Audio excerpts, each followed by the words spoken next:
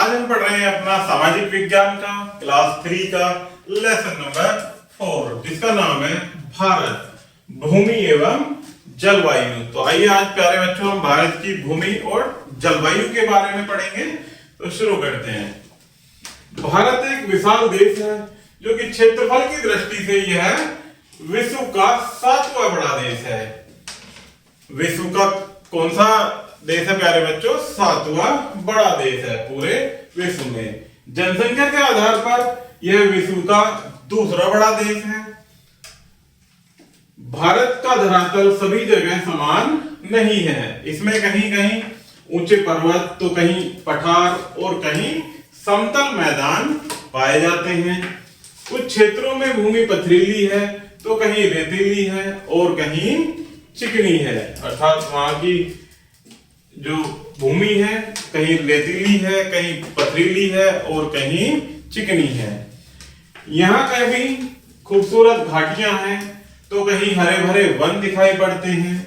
यहाँ नदियां, झीलें, द्वीप, समुद्र तट भी देखने को मिलते हैं। धरातल के आधार पर भारत को 5 भागों में बांटा जा सकता है, जिसमें पर्वतीय क्षेत्र, मैदानी क्षेत्र, पठारी क्षेत्र, मरुस्थलीय क्षेत्र और द्वीप समूह। आइए अब इनके विषय में विस्तार से जानकारी प्राप्त करें। सबसे पहले देखते हैं पर्वतीय क्षेत्र के बारे में। भारत के उत्तर में महान हिमालय पर्वतमाला है। इसकी अधिकतर चोटियां वर्ष भर बर्फ से ढकी रहती हैं। संसार की सबसे ऊंची चोटी माउंट एवरेस्ट भी इसी भाग में स्थित है। कौन सी है संसार की सबसे ऊंची चोटी प्यारे बच्चों? माउंट एवरेस्ट, जो कि हिमालय की पर्वतमाला में ही स्थित है। भारत के मध्य तथा दक्षिणी भागों में भी कुछ पर्वत श्रृंखलाएं पाई जाती हैं। ये पर्वत श्रृंखलाएं इतनी ऊंची नहीं है जितनी की हिमालय पर्वतमाला है। हिमालय की मध्य श्रृंखला में मसूरी, नैनीताल, दार्जिलिंग, मनाली, शिमला आदि सुंदर पर्वतीय स्थल हैं। कहां पर स्थित है प्यारे बच्चों? ये हिमालय की मध्य श्रृंखला में। आगे देखते हैं मैदानी क्षेत्र। हमारे देश के उत्तर में एक बड़ा भाग मैदानी भाग है, जो कि हिमालय के दक्षिणी भाग में भी भूमि का समतल मैदान है। उत्तरी विशाल मैदान पश्चिम में पंजाब से पूरब में असम तक फैला हुआ है। इन मैदानी क्षेत्रों से होकर अनेक नदियां बहती हैं। इन नदियों द्वारा लाई गई उपजाऊ मिट्टी से ही यहाँ मैदान बना है। जो नदी के बहाव के साथ साथ मिट्टी आती है प्यारे बच्चों, उसी मिट्टी से यहाँ की भूमि को उपजाऊ बनाया गया है। यहाँ बहने वाली प्रमुख नदियां हैं गंगा, यमुना, ब्रह्मपुत्र, कृष्णा और कावेरी। भारत के मैदानी क्षेत्रों की मिट्टी उपजाऊ होने के कारण ही यहाँ वर्ष भर अनेक फसलें उगाई जाती हैं, क्योंकि यहाँ की मिट्टी उपजाऊ है। अब देखते हैं पठारी क्षेत्र। पठार मैदानों से ऊंचाई पर स्थित लगभग समतल भूभाग होता है। हमारे देश का दक्षिण भाग पठारी है। यहाँ की अधिकतर भूमि पथरीली है। कैसी है प्यारे बच्चों? यहाँ की अधिकतर भूमि पथरीली है।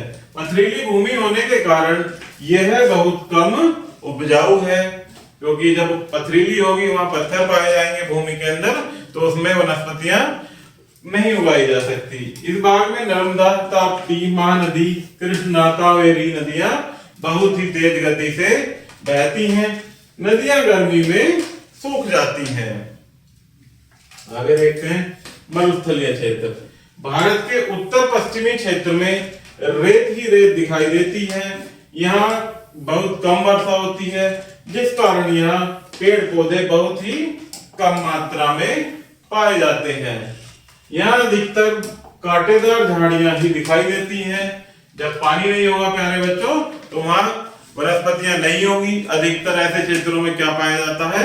कांटेदार झाड़ियां। भारतीय रेगिस्तान को थार का मरुस्थल कहते हैं। राजस्थान राज्य का अधिकांश भाग मरुस्थलीय है, अर्थात रेतीला है। रेगिस्तान में रहने वाले अधिकांश लोग ऊंट पालते हैं। ऊंट को ही रेगिस्तान का जहाज कहा जाता है, क्योंकि प्यारे बच्चों वहां यातायात के साधन के रूप में भी ऊंट का ही प्रयोग किया जाता है। आगे देखते हैं प्यारे बच्चों, द्वीप समूह। भारत का दक्षिण भाग 3 ओर से समुद्र से घिरा है। इसके दक्षिण भाग में हिंद महासागर, पूर्व में बंगाल की खाड़ी और पश्चिम में अरब सागर है। द्वीपों के 2 समूह भी हमारे देश के विभिन्न अंग हैं। चारों ओर जल से घिरे भूभाग को द्वीप कहते हैं। जो चारों ओर से जल से घिरा हुआ भाग है प्यारे बच्चों, उसे क्या कहते हैं? द्वीप कहते हैं। इन द्वीपों का एक समूह अरब सागर में स्थित है, जिसे लक्षद्वीप कहते हैं। दूसरा द्वीप समूह बंगाल की खाड़ी में है, जिसे अंडमान तथा निकोबार द्वीप समूह कहा जाता है।